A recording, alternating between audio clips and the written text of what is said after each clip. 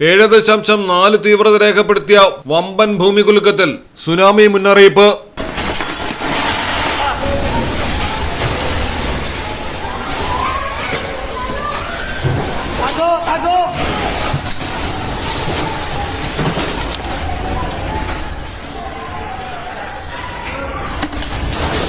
Lord, tama na Lord! Lord!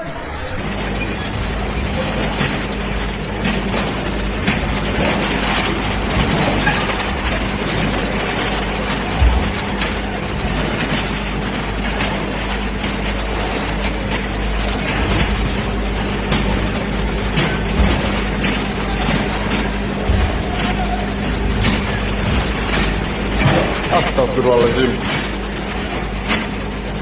Ya Allah.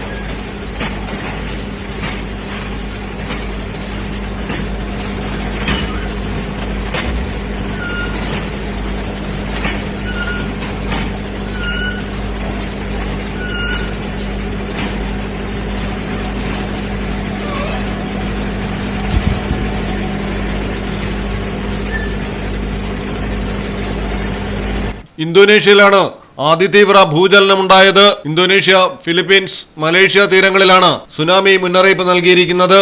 തീരദേശങ്ങളിൽ രാക്ഷസ തിരമാലകൾ ഉണ്ടാകാൻ സാധ്യതയുണ്ടെന്നാണ് മുന്നറിയിപ്പ്. ഇന്തോനേഷ്യയിലെ ടെർനേറ്റ് നഗരത്തിന് 127 കിലോമീറ്റർ അകലെ കടലിൽ 35 കിലോമീറ്റർ ആഴത്തിലാണ് ഭൂചലനത്തിന്റെ പ്രഭവ കേന്ദ്രമെന്ന് US ജിയോളജിക്കൽ സർവേ കണ്ടെത്തിയിട്ടുണ്ട്. പ്രഭവ കേന്ദ്രത്തിൽ നിന്ന് 1000 കിലോമീറ്റർ അകലെ വരെ സുനാമി മുന്നറിയിപ്പ്. 280 ദശലക്ഷം ആളുകളാണ് ഇന്തോനേഷ്യൻ ദ്വീപ് സമൂഹങ്ങളിൽ താമസിക്കുന്നത്.